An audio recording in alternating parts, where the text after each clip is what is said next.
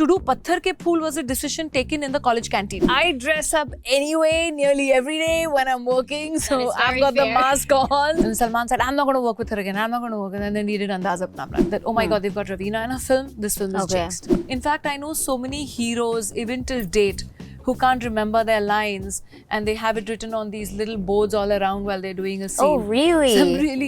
Some superstars who probably still do that. What's up, guys? Welcome to Heart with Bollygirl. Hi, my name is Shiksha Mahtani, aka Bollygirl, and I'll be your host today on behalf of Pinkvilla USA. Now today I am so excited to introduce to you our guest. She is a Bollywood actress and a producer who started off her career in the early 90s, giving us hit after hit, giving us songs like Tu Cheez Bari Hai and Tip Tip Barsa Pani. Not to mention, she is an incredibly influential and inspiring woman who has had to endure quite a lot while living under the spotlight. Today, you and I get to sit with her and talk to her one-on-one about her journey. Please join me in welcoming Raveena Tandon. Hi, Raveena, how are you? Hi, Shiksha. So nice to meet you. Nice to meet you too. Thank you for being with us here today. How are you liking being in LA? LA is kind of second home for me. I come once a year at least to the US. Every summer we are here, June, July. So we do a bit of the East Coast, we do a bit of the West Coast, and LA is home. Like I said, I enjoy being here. So that's like a second home for you. Like a second home. Yeah. What's your favorite thing to do when you come here every year? Honestly, so every time I'm here, there's something new that has opened up which we have to try. And then yes, the usual, going out shopping with the kids, and taking them someplace or the other, which is now it's Halloween now. We're in the Halloween season, so my daughter's enjoying the Halloween bit. Oh, really? So does she like haunted houses or dressing up? What does she like? Oh, she loves all haunted house. In fact, my nephew was asking me, like, what have you been feeding her? She's like, she wants people going chasing in a haunted house with an axe, with a hatchet behind her. What's with her? Oh, God.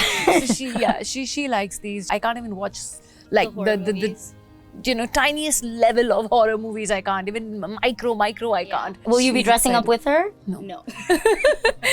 Not your thing. I dress up anyway nearly every day when I'm working, so I've got the mask on. So there are a few days when I just want to chill, do nothing. That is, on Halloween you are just Raveena. I'm scary enough myself. No, you're not. I don't need to dress up.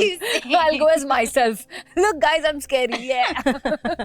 I love it. Now let's start off by talking about the beginning of your career.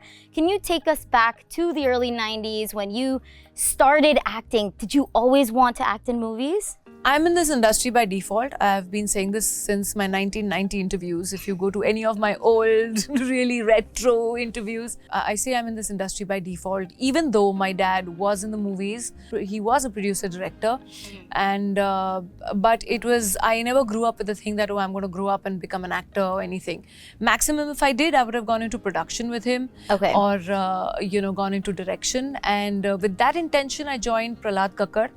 In fact, my dad didn't launch me at all. I assisted him when I was in the 8th standard because I was, kind of wanting to learn the ropes. But I assisted Prahlad Kakkar instead. I joined his advertising agency. I was an intern there. That was straight after my 10th. My 10th boards, and then you have that long break before you join college, like nearly 3.5 months. In that, I started regularly working, and even when my colleges opened, when my first year, I started my first year, even then I used to go do my morning college. It was 7 to 12, and after 12 I used to be working with Prahlad. Wow. I did nearly a year with him of training, and in that interim, I started getting offered a lot of ads. So people would see me in the studios and stuff, and it was like, you're not meant for behind the camera. You're meant for, in front of the camera. I was like, listen, I've not even asked my parents yet, and I'm not sure. I used to actually ask the filmmakers, are you sure you want to sign me? I've not gone to any acting school. I've not done anything. Yeah. And they said, nahi, wo hum karwa lenge. Then eventually I signed Sippy Saab's film, which was Patthar Ke Phool with Salman. To do Patthar Ke Phool was a decision taken in the college canteen. Okay? That's so crazy. I said, okay, fine. They said, see, you have nothing to lose. Yeah, and after that, you give up. No, you don't want to work. You don't work if you find it tedious. How was Salman Khan as your first co-star? What was he like? We were like two kids in a class who would just want to fight over everything. You know how the kids are, they want to fight over the eraser, want to fight over the pencil, want to fight about a pencil box. Just bickering. Yeah. We That's you. I was 16 and a half, okay? Wow. And Salman also must have been what? I don't know how old, it must be 23 or 24, I think, at that time. So both of us were brats. Like Salman and me, almost like as if we brought up in the same house. Salim uncle and my dad used to work together, right? Earlier. So our families knew each other. So we were like as if we are continuing the fights from home. We fought. All the time. Throughout the film. And Salman said, I'm not going to work with her again. I'm not going to work. And then we did Andaz Apna Apna together. Of course. Then we did another film together again. And then then it's okay. So what was it like when you were breaking into the industry? It wasn't something you necessarily wanted to do. And then, you know, with Bollywood comes parties and networking and things like that. So, you know, even though I come from a film family, as in my dad was in the movies, but we were not really a, so to speak, cliched what people project to be a film family or a filmy family. I just signed movies, and I think whatever I worked or I did, I think it was, I can say it was with my own merit, you know. Yeah. It was never compromising on anything, including the principles and the lines that I had drawn for myself, that I will do this, I will not do this, I will do this, and I will not do this. And I'm very clear about that. And you still want to sign me, sign me. I mean, it sounds like it was still very difficult to kind of do that without the kind of mentorship necessarily that would come with that. I did make a lot of mistakes in that because I didn't have the right guidance, because Yeah. even though dad was very much always with me, but he never interfered in my work. He always let my manager handle the work, because you know, and even when people used to tell my dad, oh, why didn't you launch her?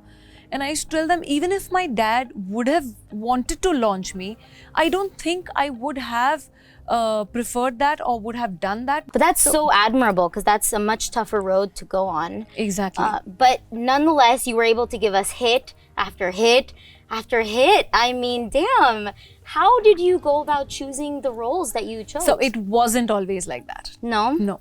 So initially, in fact, I did face a time where after Patthar Ke Phool, there were 4 or 5 of my films that did not do well, and they were major they were mega star cast kind of a setting, you know, of those films. And unfortunately, those didn't do well. And I do remember that there was almost a time where a couple of magazines even called me a jinx. That, oh my God, they've got Raveena in a film, this film is jinxed. And I remember then came along Dilwale, and immediately after Dilwale was Mohra. Sonam, I remember we had the success party of Mohra, and in front of the whole media just stood up, and you know, as soon as I walked in on stage, and she said, here comes our lucky mascot. And then after that, it was such a reversal. Those same media that were almost writing, you know, oh, she's the jinx, suddenly started writing, oh, Raveena's the lucky mascot. Whatever film she's in is it works, just works. So, you know, sometimes you just face these things and you're like, arey wah, okay. Well, can you talk to us a little bit about your process from, you know, choosing that role and then preparing for the role, memorizing the lines? What is that like for you? So in the 90s, it was not that we were ever given a bound script before. Okay.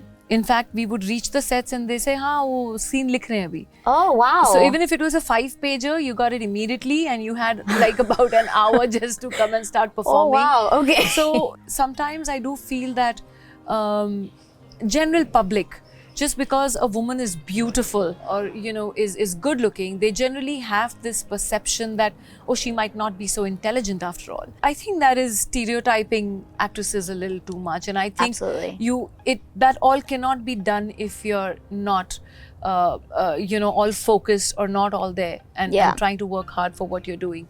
So I find that strange, in fact. In fact, I know so many heroes, even till date, who can't remember their lines, and they have it written on these little boards all around while they're doing a scene. Oh, really? Some superstars who probably still do that. Wow. And that then, you know, say that why are we women always spoken about when, you know, the men are doing probably worse things. So I love that you're saying this. Like, let's shine some light on that, because people need to know. Exactly. Whether it's America, the American industry, the British industry, or the Indian industry, I think men are doing equal amount of stuff to themselves themselves than whether it's cosmetic or it is anything, but it's always only the women who are spoken about. So I'm like, okay, whatever. Why? No. That's not fair. Yeah. Do you feel like it's getting better or worse with time? I think it is getting better. Okay, that's good to know. It is definitely getting better. In fact, in the 90s, honestly, we used to have a lot of women editors also who would love running down women because they were in love with the heroes or they were flirting with the heroes. So it was such an unfair world because you'd see women do that to women. Yeah. That's so the worst. It was, I can name them. And now they, on Twitter or something, on social media, they pretend to be such, liberated women. But I think they forget their time in the 90s when they were busy running down other women and calling them, horrible names when all they were doing is trying to make a living. I was going to ask you your thoughts on social media. Do you like it or hate it? So it is a bane and a boon. Yeah. Boon in a way, like I said, you are there. It's an instant reach out to. There are no middlemen. There's an instant reach out to your people who follow you, your friends, your fans, your well-wishers, and you have a voice. You can say your side of the story. There's so many times when in all our 90s stars have faced it, that fans used to come and meet us, interact with us, and say, "Oh my God, you're not at all like how the magazines write about you. They sell on us." Yeah. What can you do? Yeah. So these are the things, yes, you do go through, but I think now times are much better because even now, if you have a strong legal team and even if it goes viral on the internet, there are ways of pulling it down. There are ways of putting out your side of the story. How do you deal with trolls and online bullying and things like that? I know that with the more that social media grows, just everybody is dealing with this now, right? You have trolls and people bullying you online. That's a real problem. So I do believe that social media is a bit of an addiction. You need to learn to tell your children to balance everything out and not be addicted to it 24/7, and that is not your life. Yes. What you see on Instagram, people, is not real. No, okay? It's really not. Yeah. Please let me tell you, we all Photoshop our pictures.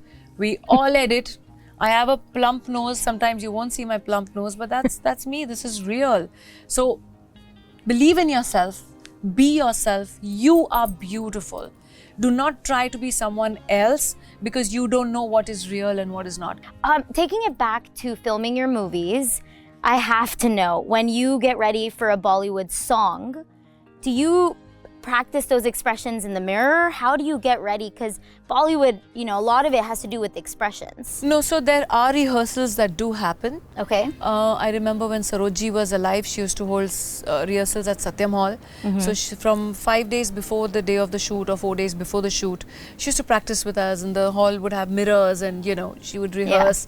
Her dancers would make us rehearse. So yes, it is rehearsed. Let's start talking about your co-stars in Bollywood. Who would you say has been your favorite person to work with so far? I think all my heroes. I love Salman, I love Sanju, I love Sunil, I love Jagu. I really you love like all of them. I've had a great time shooting with all of them. A lot of them are my buddies, Chichi, everyone.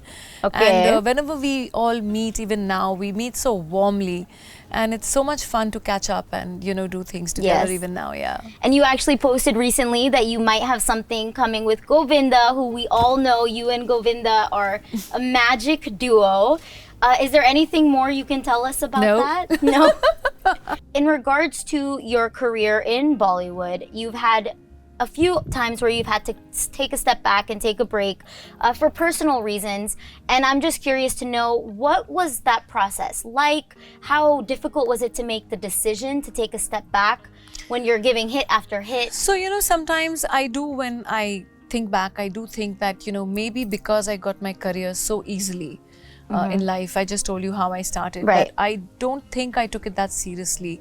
Okay. And it was always never my be-all, end-all, right? So I was like, okay, when I settle down, I'm going to give it up for a while, focus on my family life, and then see if I want to work again. Okay. But then when I did eventually give it up for personal reasons, and when I had to restart all over again, that I consider as my struggle period, because I left at my peak, right? And then I had to start off again with just doing item songs. So there was Sher Ki Ladki, and there was another song, and I forget now, but I did, those 5 scenes, songs kind of films, trying to get back to that till the time I got to do a satta again, or I got to do a shul again, and I got to Yeah. and I regained my footing back into the industry, and thankfully so. I don't think I've slipped since then. So now that I know that you've been coming to LA every year, Oh God, I'm caught. I'll have to do this with you every year. absolutely. I'm you're actually stuck. enjoying myself. Oh, so yay. You better call me then every year. Okay, done. Okay? 100%. Done? You're stuck every with year me now. new update. Is there any chance you'll be working in Hollywood? Yeah, maybe, maybe not. I've got a couple of offers even now. Yeah. But I didn't take it up again because it required 3 months of being in Hong Kong at a stretch. Oof, and then okay. 14 days quarantine before 14 days. So nearly 4 months Yeah. getting away, leaving my kids and family, and that was not okay for me. But yeah, soon enough, maybe. Now, before we end, I do want to do a quick rapid fire round with you. Go for it, girl. All right. So just remember the quickest thing that comes to your mind. Done. No thoughts involved. Done. All right. So something we wouldn't normally know about you. But obviously, it's something that not known. I don't want it to be known, right? No, but Okay, I used to bite my nails. done. That counts. That's fair. Your favorite movie of all the ones you've made? There are a lot of them. It has to be Satta, Andaz Apna Apna, Matra now recently, that's on Amazon. Yeah. Something which is very close to my heart. Yeah. Okay, great. If there was a fire and you could only save one thing, what would it be? A blanket, my dog. Okay, you said one thing. Yeah, one A thing. blanket so that I'd make it wet. Okay, and then I'd make it wet and then I Okay. could run into the fire and save my dog. What's the one song from your movies that you find yourself humming to the most often? It has to be Is Tarah Aashiki Ka Asar Chhod Jaunga from. Favorite Bollywood movie actor song? So I think Ranveer Singh has great energy. Yes. Alia Bhatt is really good. Deepika is stunning.